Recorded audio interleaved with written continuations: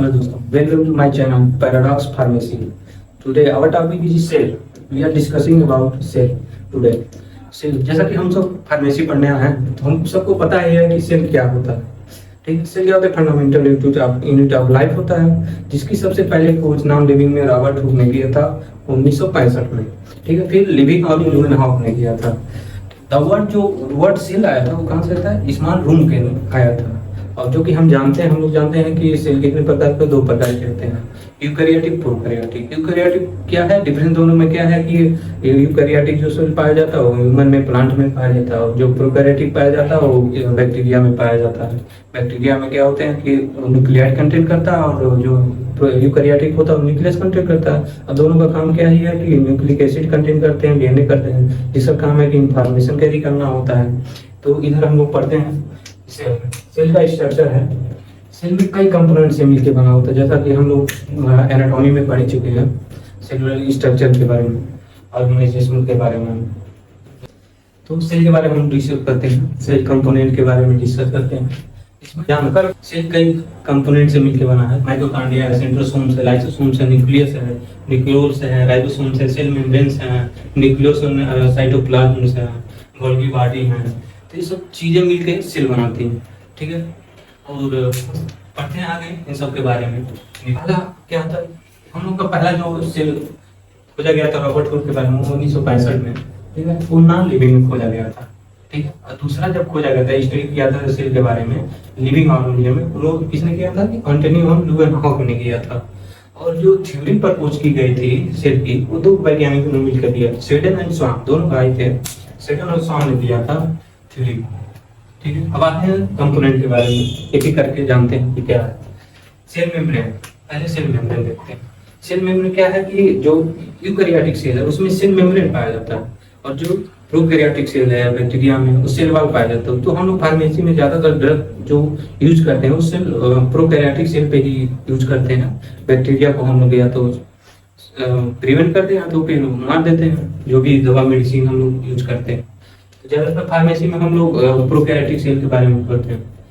तो cell membrane क्या है? सेल मेम्ब्रेन जो ह्यूमन में पाए जाते हैं, यूकैरियोटिक में पाए जाते हैं, यहाँ पे है। तो सेल मेम्ब्रेन होता है, जो सेल मेम्ब्रेन बनता है फास्फोलिपिड बाइलेयर से मिलकर बनता है, फास्फोलिपिड बाइलेयर से मिलकर बना होता है। इसमें जो कंपोनेंट्स होते हैं, प्रोटीन उसमें 55% होता है, और कार्बोहाइड्रेट क्या होते हैं? 5% होते हैं, और लिपिड क्या होता है? 45%। रिमेनिंग जो परसेंटेज होता है अलग कई वेरियस कंपोनेंट से मिलकर बने होते हैं।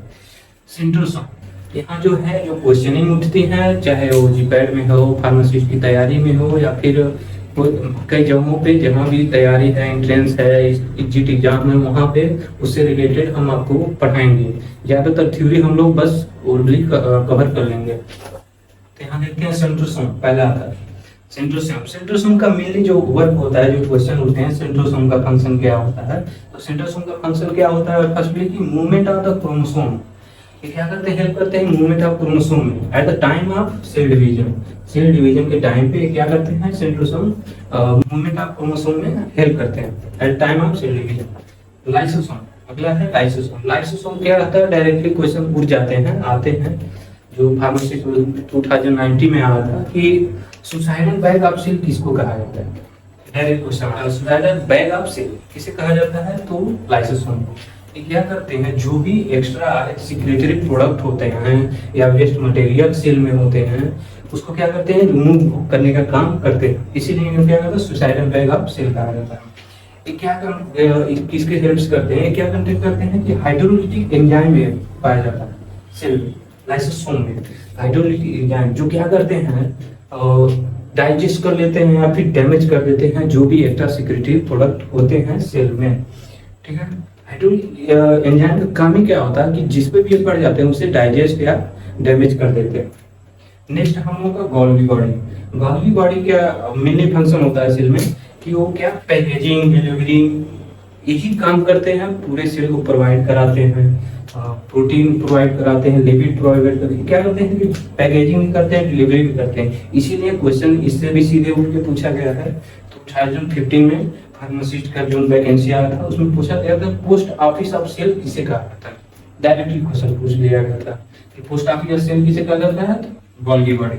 ठीक है, ये क्या करते हैं, कभी भी सेल को, किसी भी सेल को क्या प्रोटीन या लिपिड या फिर स्टेरॉइड की जरूरत होती है तो ये गोल्गी बॉडी उसको प्रोवाइड कराता है।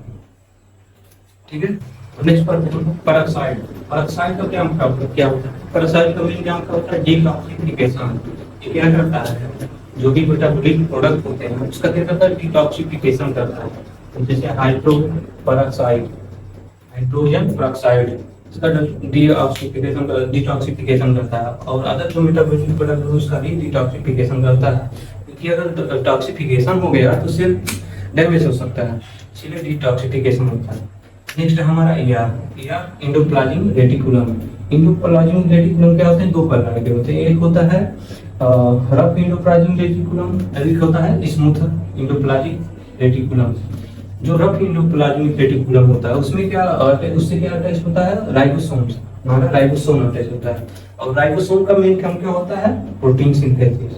ठीक है, जो सेकंड होता है एंडोप्लाज्मिक रेटिकुलम वो स्मूथ होता है, स्मूथ उसमें राइबोसोम अटैच नहीं होते हैं। ठीक है, तो जो रफ एंडोप्लाज्मिक रेटिकुलम होता है वो क्या होता है? उसमें क्या सिंथेसिस होता है? प्रोटीन। डायरेक्ट क्वेश्चन आते हैं कि प्रोटीन सिंथेसिस कहाँ होता है, तो हम डायरेक्ट आपको लगा सकते हैं प्रोटीन सिंथेसिस किसमें होता है? राइबोसोम में होता है। और कभी कभी क्या होता है कि प्रोटीन सिंथेसिस फ्रॉम, ये आता है क्वेश्चन कि protein synthesis of protein from, तो उसमें राइबोसोम नहीं लगाना, उसमें क्या लगाना है? RNA। क्योंकि उसमें एक क्वेश्चन आ रहा है कि साइड नहीं पूछा है, जगह नहीं पूछा, उसमें पूछ रहा है किससे हमारा प्रोटीन बनता है, तो उसमें क्या लगा देंगे? RNA। ठीक है, उसमें RNA ऑप्शन है। और कभी कभी क्या होता है कि जो प्रोटीन सिंथेसिस लिख देता है कि साइड ऑफ प्रोटीन सिंथेसिस। ठीक है, तो प्रोटीन सिंथेसिस में कभी कभी ऑप्शन हटा देता है कि राइबोसोम, तो उसमें एंडोप्लाज्मिक रेटिकुलम दे देता है, तो उसमें भी ऑप्शन यहाँ सोचिएगा कि राइबोसोम नहीं दिया तो एंडोप्लाज्मिक रेटिकुलम को लगा दिया जाता है। कभी कभी जो घुमाने का क्वेश्चन मन करता है। ठीक है, हो गया। रफ एंडोप्लाज्मिक में क्या होता है? प्रोटीन सिंथेसिस होता है, क्योंकि इससे राइबोसोम अटैच होता है। और दूसरा क्या होता है? स्मूथ एंडोप्लाज्मिक रेटिकुलम होता है। इसमें क्या सिंथेसिस होता है? ये भी क्वेश्चन पूछा गया है कि जो स्मूथ एंडोप्लाज्मिक रेटिकुलम होता है उसमें सिंथेसिस क्या होते हैं? उसमें सिंथेसिस होते हैं लिपिड, स्टेरॉइड। ठीक है, जो क्या होते हैं सिंथेसिस यहाँ होते हैं, और किसके द्वारा सेल को अवेलेबल कराए जाते हैं? गोल्गी बॉडी पे, ये ध्यान रखिएगा। ठीक है, इसमें क्या होता है? लिपिड और स्टेरॉइड का सिंथेसिस होता है स्मूथ में हमारा। और राइबोसोम देखते हैं, राइबोसोम जिसमें प्रोटीन सिंथेसिस होता है। राइबोसोम क्या होता है कि सेल क्या होते हैं? दो प्रकार के होते हैं, यूकैरियोटिक और प्रोकैरियोटिक सेल होते हैं। ठीक है, यूकैरियोटिक में ह्यूमन, प्लांट, एल्गी और सारे आ गए, और प्रोकैरियोटिक में बैक्टीरिया और आर्किया आ गए, जो क्या होते हैं? सिंगल सेल होते हैं। जो सिंगल सेल बैक्टीरिया होते हैं वो क्या, उसमें क्या प्रोकैरियोटिक सेल पाया जाता है। और जो हम लोग फार्मेसी में पढ़ते हैं मेडिसिन के लिए, वो ज्यादातर हम लोग बैक्टीरिया के सेल के बारे में पढ़ा जाता है, जिसमें कौन सा राइबोसोम पाया जाता है? 70S पाया जाता है। और दो राइबोसोम दो होते हैं, यूकैरियोटिक में 80S राइबोसोम पाया जाता है, प्रोकैरियोटिक में 70S राइबोसोम पाया जाता है, जिसके सब यूनिट होते हैं, एक 30S होता है, एक 50S होता है। तो फर्दर हम लोग पढ़ेंगे आगे चल के कि जो एंटीबायोटिक्स होते हैं वो कहाँ काम करते हैं? इसी राइबोसोम, इसी प्रोटीन राइबोसोम पे ही काम करते हैं। इसी राइबोसोम में जो प्रोटीन सिंथेसिस होती हैं, ज्यादातर जो एंटीबायोटिक होती हैं इसी प्रोटीन सिंथेसिस को रोक के ही अपना इफेक्टिव दिखाती हैं या फिर थेरेप्यूटिक इफेक्ट दिखाती हैं। और जो यूकैरियोटिक में है, हम लोगों में है, जो राइबोसोम पाया जाता है उसमें जो सब यूनिट है 40S और 60S पाया जाता है। ठीक है, तो माइटोकॉन्ड्रिया क्या होता है? ज्यादातर माइटोकॉन्ड्रिया का नाम आप लोग सुने। माइटोकॉन्ड्रिया को कहा जाता है प्रोडक्शन ऑफ एनर्जी। तो पूछ लेते हैं प्रोडक्शन ऑफ एनर्जी किसे कहा जाता है, तो माइटोकॉन्ड्रिया को कहा जाता है। ये क्या करते हैं? इनको एक चीज ज्यादातर पूछी जाती है क्वेश्चनों में, जो 2019 फार्मासिस्ट में भी आया था। ये ज्यादातर एग्जाम में पूछ ही लिया जाता है, कॉमन क्वेश्चन है कि पावर हाउस ऑफ सेल किसे कहा जाता है? तो power house of cell mitochondria को कहा जाता है। ठीक है, ये क्या करते हैं? ये अपना खुद का डीएनए रखते हैं, इसलिए कहते हैं कि कभी कभी माइटोकॉन्ड्रिया खुद का डीएनए रखने में खुद रेप्लिकेट हो सकते हैं। तो इसमें माइटोकॉन्ड्रिया जो है वो दो लेयर से घिरा होता है, आउटर लेयर, इनर लेयर। ठीक है, और इसमें एक बार पाया जाता है, उसको क्या होता है? क्रिस्टी कहते हैं। तो क्रिस्टी आप लोग याद रखिएगा कि क्रिस्टी डायरेक्ट पूछ लिया जाता है कि क्रिस्टी लेयर किस में पाया जाता है, सेल के किस भाग में पाया जाता है, तो माइटोकॉन्ड्रिया में पाया जाता है। तो नेक्स्ट हमारा है साइटोस्केलेटन, जो क्या करता है? जो सेल का शेप होता है उसका डिटर्मिनेशन करता है, क्या करते हैं, और एक क्या करता है, प्रोवाइड करता है सेल को स्टेबिलिटी, शेप की स्टेबिलिटी प्रोवाइड करता है। नेक्स्ट है न्यूक्लियस। हमारा न्यूक्लियस हम जानते हैं क्या करता है, क्या कंटेन करता है, न्यूक्लिक एसिड कंटेन करता है। डीएनए कंटेन जो क्या इंफॉर्मेशन कंटेन करता है, न्यूक्लिक एसिड में डीएनए होता है, डीएनए क्या कंटेन करता है हमारा, जेनेटिक इंफॉर्मेशन कंटेन करता है। जो न्यूक्लियस होता है क्या करता है, पूरी सेल एक्टिविटी को कंट्रोल करता है, और जो सेल डिवीजन होता है उसको भी कंट्रोल करता है। ऐसी बात है, जब पूरी एक्टिविटी को कंट्रोल कर रहा है तो सेल डिवीजन को भी कंट्रोल करेगा ही। जो साइटोप्लाज्म है, जिसमें क्या होते हैं, पूरे जो भी कंपोनेंट है सेल के वो प्रेजेंट होते हैं इसमें साइटोप्लाज्म में। साइटोप्लाज्म क्या है, जेली लाइक फ्लूइड है, ठीक है? जो ग्लाइकोलिसिस साइकिल जो चलता है किसमें चलता है, साइटोप्लाज्म में ही चलता है। और जो हमारा माइटोकॉन्ड्रिया उसमें साइकिल चलती है, जैसे पेप्टाइड साइकिल हो गया। नेक्स्ट इस टॉपिक से जितने क्वेश्चन पूछे गए हैं मतलब फार्मासिस्ट एग्जिट एग्जाम में, आने वाले एग्जिट एग्जाम में, या फिर जो भी क्वेश्चन होते हैं इस टॉपिक से वो देखते हैं। पहला है कि power house of cell. Power house of cell जैसे बताया था माइटोकॉन्ड्रिया कहा जाता है। और सिंथेसिस ऑफ प्रोटीन, अगर सिंथेसिस ऑफ प्रोटीन अगर फ्रॉम पूछ रहा है तो क्या बताएंगे, आरएनए बताएंगे। अगर फ्रॉम पूछ रहा है, अगर साइड ऑफ प्रोटीन पूछेगा तो राइबोसोम, ठीक है, कंफ्यूज मत होइएगा, ठीक है। अगर फ्रॉम पूछ रहा है तो आरएनए बताएंगे, क्योंकि क्या होता है कि डीएनए से आरएनए बनता है और आरएनए से तक प्रोटीन बनता है। इन दोनों में जो प्रोसेस होते हैं, ट्रांसक्रिप्टेज, ट्रांसलेशन, ठीक है, उसके बाद प्रोटीन बनता है। तो ये याद रखिए। और प्रोटीन फैक्ट्री किसे कहा जाता है, अगर प्रोटीन फैक्ट्री पूछ रहा है तब भी क्या ऑप्शन होंगे, राइबोसोम सी होंगे, अगर प्रोटीन फैक्ट्री पूछा जा रहा है आपसे, ठीक है। और सुसाइडल बैग आप सेल बताया था हमने, लाइसोसोम को कहा जाता है, क्यों, क्योंकि इसमें क्या होते हैं, हाइड्रोलिटिक एंजाइम प्रेजेंट होते हैं, जो क्या करते हैं, वेस्ट प्रोडक्ट को डैमेज या डाइजेस्ट कर देते हैं, ठीक है। पोस्ट ऑफिस ऑफ सेल या शिपिंग डिपार्टमेंट आज सेल पूछा जाता है, डायरेक्ट सब क्वेश्चन पूछे जाते हैं, ठीक है। किसको बताएंगे, गोल्गी बॉडी को। गोल्गी बॉडी का क्या है कि जिस सेल को लिपिड की कमी है, स्टेरॉइड की कमी है, या फिर प्रोटीन की कमी है, जिसको डिमांड है, जो भी डिमांड करता है उसको इस लिपिड और प्रोटीन को पहुंचाने का काम कौन करता है, गोल्गी बॉडी ही करता है। इसीलिए इसका क्या नाम रखा दिया गया है, शिपिंग डिपार्टमेंट या फिर पोस्ट ऑफिस ऑफ सेल, ठीक है। और ब्रेन ऑफ सेल तो आप जानते हैं, ब्रेन ऑफ सेल न्यूक्लियस को कहा जाता है, क्यों, क्योंकि ये जो भी एक्टिविटी सेल करता है उसका सारा कंट्रोल किसके पास होता है, न्यूक्लियस के पास ही होता है, जो भी एक्टिविटीज होती हैं सेल में, ठीक है। ये तो हो गए। और क्या पूछा जा रहा है डायरेक्टली कि largest cell in human body कौन सा होता है, लार्जेस्ट पूछ रहा है, ठीक है। लार्जेस्ट सेल ह्यूमन बॉडी में क्या होता है, ओवम होता है, ठीक है।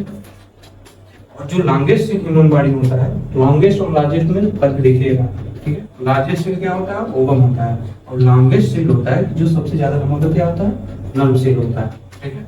अच्छा, ये चीज नर्व सेल में और याद रखिएगा कि नर्व सेल जो है वो सेंट्रोसोम में क्या होता है, एब्सेंट होता है। ये भी पूछा जाता है कि नर्व सेल सेंट्रोसोम में प्रेजेंट होता है या नहीं होता है, ठीक है। तो सेंट्रोसोम में नर्व सेल क्या होता है, एब्सेंट होता है, ठीक है। इस बात का सेंट्रोसोम का क्या काम होता है, सेंट्रोसोम को मेनली क्या होता है, या the time of cell division, और जो मूवमेंट होता है क्रोमोसोम में उसमें हेल्प करता है वो सेंट्रोसोम, ठीक है। स्मॉलेस्ट सेल क्या हो गया, स्पर्म हो गया, ठीक है। ओवम क्या हो गया, लार्जेस्ट सेल हो गया, स्मॉलेस्ट क्या हो गया, स्पर्म हो गया, ठीक है। प्रोटीन विथ डीएनए, डायरेक्ट पूछा था क्वेश्चन कि डीएनए के साथ कौन सा प्रोटीन पाया जाता है, या डीएनए के साथ कौन सा प्रोटीन पाया जाता है, प्रोटीन ऑफ डीएनए, ठीक है। तो उसका ऐसा क्या होता है, कौन सा होता है, कौन सा प्रोटीन पाया जाता है, हम लोग डीएनए के साथ हिस्टोन प्रोटीन पाया जाता है, ठीक है। नंबर ऑफ क्रोमोसोम पूछ रहा है तो कितना बताएंगे, 46, ठीक है। अगर यही number of chromosome in pair पूछ रहा है तो ध्यान दीजिएगा कितना होगा, 23 होगा। बातों को, क्वेश्चन को ध्यान से पढ़ेगा, बिना पढ़े आंसर मत दीजिएगा। Thank you. आज के वीडियो में बस इतना ही। मिलते हैं नए वीडियो, नए टॉपिक, नए क्वेश्चन के साथ। चैनल को सब्सक्राइब करिए, लाइक करिए और शेयर करना बिल्कुल ना भूलिए।